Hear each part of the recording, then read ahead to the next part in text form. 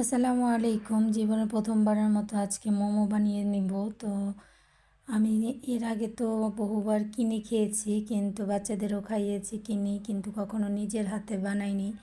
কেমন জানি ঝামেলা ঝামেলা মনে হয়। তো আজকে একটু ইচ্ছে করে বানিয়ে নিতে শুরু করে দিলাম। তো প্রথমে যেই আনন্দ নিয়ে করেছিলাম, লাস্টেও আনন্দ হয়েছে, কিন্তু মাঝখানে খুব কষ্টদায়ক হয়েছে, কারণ বুঝতে পারতেছিলাম না এর শেপ কীভাবে দিব। যাই হোক, এর ভিতরে গল্পটা বলেই নিবনি। তো প্রথমে এই তো আমি একটু নর্মাল পানি দিয়ে ডোটা তৈরি করে নিয়েছি, শুধুমাত্র ময়দা আর লবণ দিয়ে, কোনো প্রকার কর্নফ্লাওয়ার দেইনি। তো পরে যখন বুঝতে পারছি যে কর্নফ্লাওয়ারটা আসলে কতটা জরুরি দেওয়া, তো যাই হোক, নেক্সট টাইম ট্রাই করবো এইভাবে। তো এই পর্যায়ে আমার ডোটা বানানো হয়ে গেছে ময়দার। এখন আমি পুরটা বানিয়ে নিব। তো প্রথমে দিয়ে দিলাম রসুন কুচি, আদা কুচি দিয়ে আমি এখন পেঁয়াজটা এইভাবে কেটে নিয়েছি, দেখতে পারতেছেন। তো এইভাবে কেটে আমি পেঁয়াজটাকে একটু হালকা ভেজে নেব। পেঁয়াজ রসুন আদা কুচিটাকে একটু ভেজে নেব।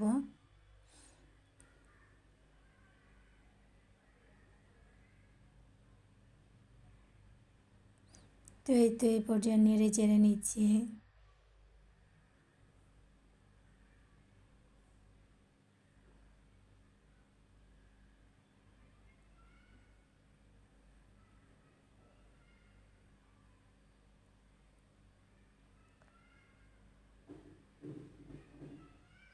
তা আমি কিন্তু চিকেনটাকে বুকের যে হাড় ছাড়া অংশ, সেখান থেকে বড় দুইটা পিস করে নিয়েছিলাম, নিয়ে আমি ওটাকে ব্লেন্ডার করে নিয়েছি। বাস ব্লেন্ডার করাতেই কিন্তু আমার কিমার মতো তৈরি হয়ে গেছে।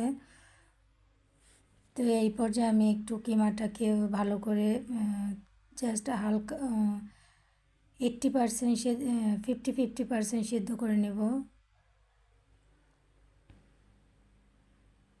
তা আমি কিন্তু এই পুরটা কীভাবে তৈরি করছি আমি আপনাদেরকে দেখাচ্ছি।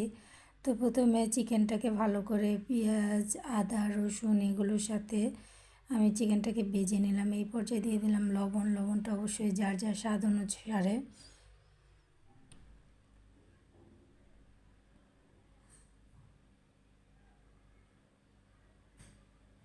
আর এই পর্যায়ে দিয়ে দিলাম গোলমরিচের গুঁড়া, হাফ চামচের মতো।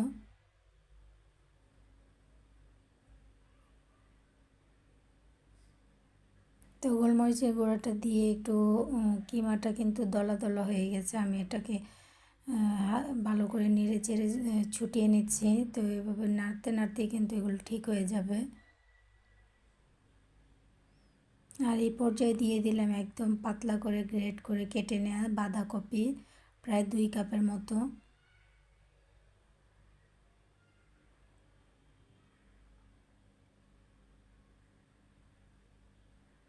বাঁধাকপিটা দিয়ে আমি এখন গাজর দিয়ে দেবো। গাজর এখানে ছোট সাইজের একটা দিয়ে নিয়েছি। গাজরগুলোকে একদম পাতলা পাতলা কুচি করে, একদম যতটা কুচি করা যায় তো ঠিক ততটা কুচি করে নিয়েছি। তো এভাবে বাঁধাকপি আর গাজর আর মুরগির কিমাটা দিয়ে আমি নেড়ে চেড়ে এরপরে দিয়ে দিব 10-12টার মতো কাঁচামরিচ কুচি করে নিয়েছি। তো আমি এখানে কোনো প্রকার চিলি ফ্লেক্স এই পর্যন্ত ব্যবহার করব না, কারণ এখন শীতের মৌসুম, এখন সবুজ কাঁচামরিচ পাওয়া যাচ্ছে। তো যখন কাঁচামরিচটার দাম বেড়ে যাবে বা পেতে কষ্টদায়ক হবে, তখন আমি চিলি ফ্লেক্সটা ব্যবহার করব যখন কোনো রেসিপি তৈরি করব। এখন যেহেতু কাঁচামরিচের দাম কম এবং পাওয়া যায়, তো এখন কাঁচামরিচ দিয়েই আমি সব রান্নাগুলো কমপ্লিট করে নেব। তো এখানে চিলি ফ্লেক্সের জায়গায় আমি কাঁচামরিচটা দিয়ে নিয়েছি।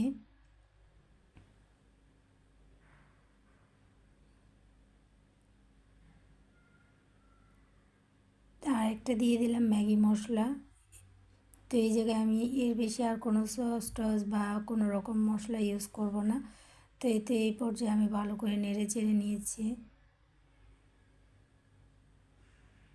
আর আমি যেহেতু প্রথমবার বানাচ্ছি, পুরটা কাঁচা থাকে না কী অবস্থা হয়, এই জন্য আমি ভেজে নিয়েছি। তো এই পর্যায়ে দিয়ে দিলাম হাফ চামচের মতো বিট লবণ। তো এই জন্য আমি কিমাটাকে আগেই রান্না করে নিয়েছি 50%, কারণ আমি যেহেতু প্রথমবার করছি, যদি পুর কাঁচা হয় বা কিছু হয় তখন কোনোভাবেই খাওয়া যাবে না। এই জন্য আমি একটু ভেজে নিলাম। তো নেক্সট টাইম ইনশাল্লাহ যখন আবার বানাবো তখন আবার দেখাবো যে পুরটাকে মশলা দিয়ে ম্যারিনেট করে একেবারে ডাইরেক্ট ডিম করে নেওয়া যায়।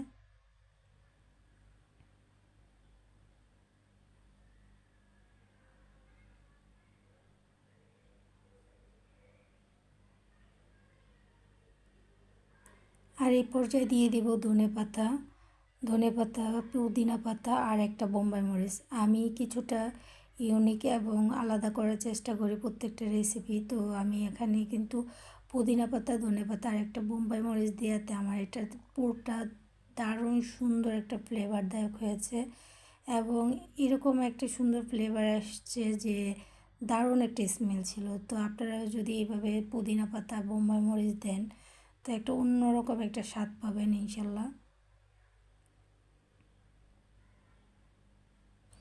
তো আমি প্রথমে যেহেতু বললাম যে আমি মানে খুবই একদম অবস্থা খারাপ ছিল, পুরো রান্নাঘর এলোমেলো হয়ে যাচ্ছে। কারণ আমার কাছে যেহেতু আমি মোমো বানাই না, তো মোমোর টিমার আমার কাছে নেই। তো আমি এখন কিভাবে কি করব তো বুঝতে পারতেছিলাম না। তো আমার কাছে বাবা পিঠার একটা টিমার আছে, তো বাবা পিঠাতে তো একটা করে বানানো হয়। আসলে কিছুই বুঝতে পারতেছিলাম না। একবার আমার একটা ছিদ্র করা বোল ওটার ভিতর দিয়ে করছি, একবার ওই বাবা পিঠার ওইটা দিয়ে করছি। তো এইভাবে করতে করতে প্রায় আমার অনেক সময় নষ্ট হয়েছে। তো লাস্ট পর্যন্ত হার মানিনি। তো আমি দেখতে থাকুন আমি কতটা কষ্টদায়কভাবে কীভাবে বানিয়েছি। তো এই তো আমার প্রথমবার, আমি এর আগে বানিয়েছি ওগুলো আমি দেখাইনি। তো এটা মাসাল্লাহ অনেকটাই সুন্দর হয়েছে। তো এটা আমি আপনাদের সাথে শেয়ার করছি। তো আস্তে আস্তে যখন করলাম কয়েকটা, এরপরে কিন্তু হয়ে গেছে অটোমেটিক যে না, অত কঠিন কিছু না। প্রথমবার সবারই এরকম কষ্ট হবে, আমারও হবে, এটাই স্বাভাবিক। আর আমি নকশি পিঠা টিঠা অত পারি না, অত কি কখনো বানাইনি, পারিও না। তো আমার এইসব টেকনিক আমার জানাও থাকার কথা না। এগুলো যখন বানাবো বা নিজের ইচ্ছা অনুযায়ী বানাতে যাব তখন কিন্তু অটোমেটিক এসে যাবে মনে হচ্ছে। তো যাই হোক, এভাবে তো প্রথমে তো একদম মোটা মোটা করে বুঝতে পারতেছিলাম না, ব্যালেন্স করতে পারতেছিলাম না। এরপর ছোট ছোট লেচি করে নিয়েছি, তারপর পাতলা পাতলা করে রুটি করে নিয়েছি। এরপরে দেখলাম যে একদম ইজি, একদম করে ফেলতে পারবো সবই। এরপর আমি কিন্তু প্রায় 50টার মতো আমি এরকম মোমো বানিয়েছি। তো মাশাল্লাহ আমার ছেলেরা খেয়ে বলেছে অনেক মজা হয়েছে, বাইরের থেকে অনেকটাই মজা হয়েছে, অনেক ভালো লেগেছে তাদের কাছে। আলহামদুলিল্লাহ তাদের মুখ থেকে এই কথা শুনে।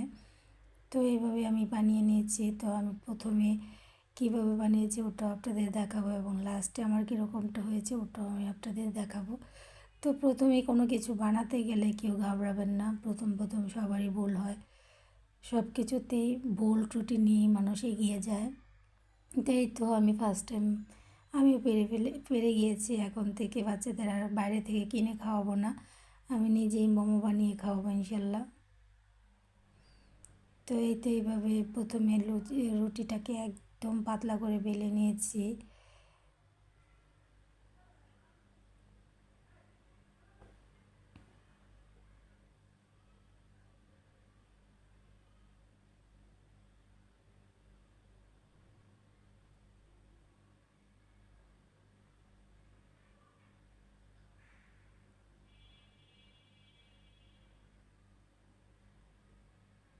তো এই পর্যায়ে আমি কিন্তু পুরটা দিয়ে দিচ্ছি, কিমা পুরটা।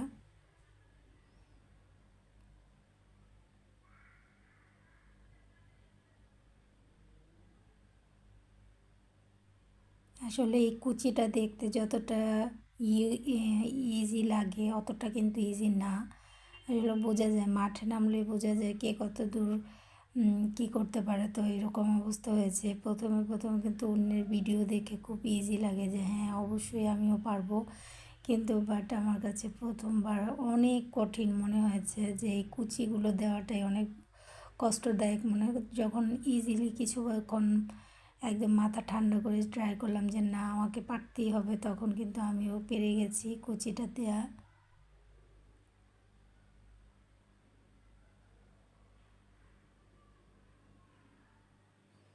লাস্টের দিকে আমার একদম প্রফেশনালদের মতো হয়ে গিয়েছিল।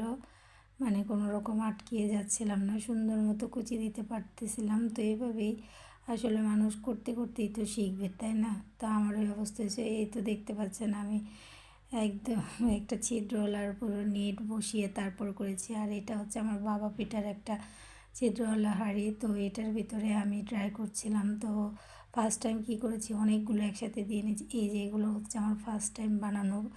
দেখুন পুলি পিঠা শেপে দিয়ে নিয়েছি, মানে কি বলবো, কিছুতেই কিছু পাচ্ছিলাম না, তো হচ্ছে না কি বুঝতেও পারতেছিলাম না। যাই হোক, আলহামদুলিল্লাহ ভালোই হয়েছে মনে হচ্ছে। তো আপনারা জানাবেন আমার এখানে বোট রুটি কী ছিল। নেক্সট টাইম অবশ্যই সুন্দর করে বানানোর চেষ্টা করব। আর আমার মোমোটার কোনো কমেন্ট থাকলে আমাকে জানাবেন। আল্লাহ হাফেজ।